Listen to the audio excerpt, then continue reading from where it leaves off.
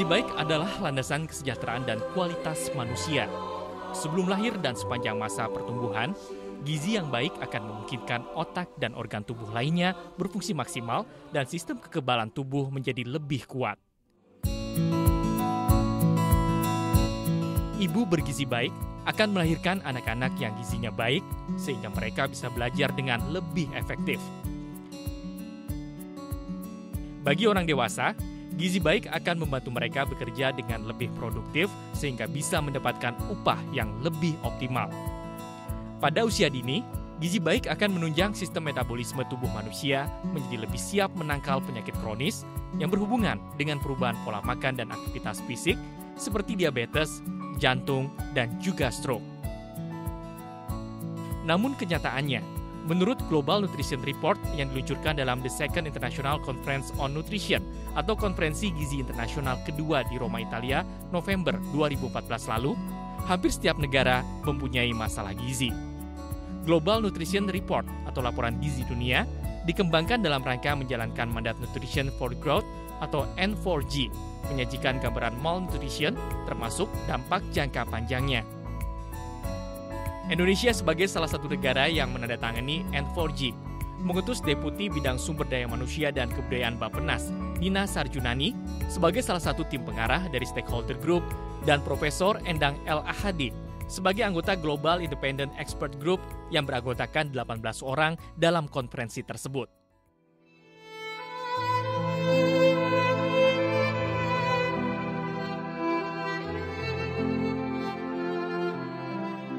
Global Nutrition Report menunjukkan, walaupun diet masyarakat Indonesia termasuk cukup dan beragam, angka wasting atau berat badan tidak sesuai tinggi badannya dan stunting atau pendek cukup tinggi. Dan rate penurunan tahunannya pun rendah. Indonesia termasuk dalam 17 negara di antara 117 negara yang mempunyai 3 masalah gizi, yaitu stunting atau pendek, wasting atau kurus dan overweight, dan gizi lebih pada anak usia di bawah 5 tahun. Anemia pada wanita usia subur juga merupakan masalah. Indonesia termasuk dalam 47 negara dari 122 negara yang mempunyai masalah stunting pada balita dan anemia pada wanita usia subur. Ironisnya, khusus dalam inisiasi menyusui dini yang merupakan pemenuhan gizi bagi bayi baru lahir, Indonesia bersama Guinea dan Nepal termasuk negara dengan cakupan terendah. Kejadian stunting di tingkat kabupaten berhubungan dengan rendahnya produk domestik bruto per kapita, tingkat pengetahuan yang rendah, serta rendahnya urbanisasi. Di sisi lain, Indonesia merupakan satu dari 3 negara yang mempunyai rasio benefit cost tertinggi, yaitu sebesar 48.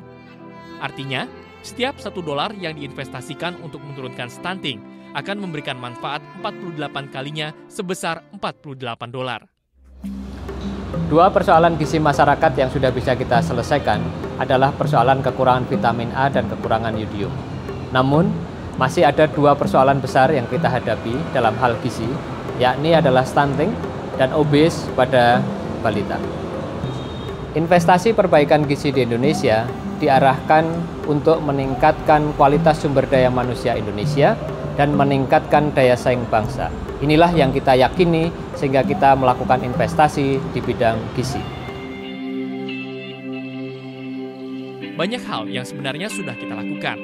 Di bidang kesehatan, antara lain imunisasi, pemberian makanan tambahan bagi ibu hamil dan balita, monitoring pertumbuhan balita di posyandu, suplemen tablet besi, folat ibu hamil, promosi ASI eksklusif, dan makanan pendamping ASI. Di samping intervensi yang bersifat jangka pendek tersebut, kita juga telah melakukan intervensi sensitif yang merupakan rangkaian kegiatan pembangunan di luar sektor kesehatan. Seperti swasembada beras, fortifikasi pangan, pemberian makanan tambahan anak sekolah, UKS, pendidikan dan penyuluhan kesehatan dan gizi, penyediaan air bersih dan sarana sanitasi, kesetaraan gender, rumah untuk rakyat, kota hijau, kebijakan fiskal, pengawasan label makanan, kebijakan dan program yang mendukung kewirausahaan masyarakat, program Keluarga Harapan, bedah kampung, kelompok usaha bersama, pelayanan kesejahteraan sosial anak, rehabilitasi sosial, pelayanan sosial lanjut usia, pemberdayaan komunitas adat terpencil, pemberian beasiswa, reformasi birokrasi, jalinan kerjasama perguruan tinggi dengan pemerintah daerah, serta tidak kalah penting, program jaminan kesehatan nasional. 9 agenda prioritas Nawacita yang diusung Presiden Jokowi dan Yusuf Kala seharusnya menjadi kekuatan dalam menjamin terpenuhinya kebutuhan gizi masyarakat Indonesia melalui peningkatan produktivitas rakyat dan daya saing di pasar internasional. Di sekeliling kita, sejumlah faktor yang berdampak pada kesehatan masih belum sepenuhnya bisa terselesaikan.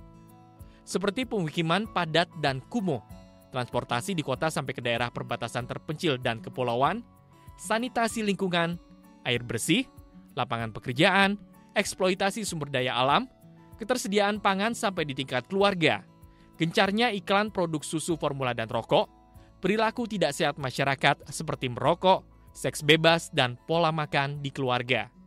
Semua ini besar andilnya dalam mempengaruhi status kesehatan dan gizi masyarakat, baik langsung maupun tidak langsung, sadar ataupun tidak sadar. Kita semua yang pasti setuju ingin Indonesia berubah, makin bersungguh-sungguh berbuat nyata bagi rakyat, sehingga rakyat bisa merasakan keberadaan negara. Sinergisitas aksi dan akuntabilitas kita semua untuk menentukan intervensi yang spesifik dan sensitif dalam pelaksanaan percepatan pergerakan gizi di Indonesia. Kami mengundang seluruh pemangku kepentingan memberikan masukan untuk mewujudkan manusia Indonesia yang berkualitas melalui pemenuhan gizi masyarakat.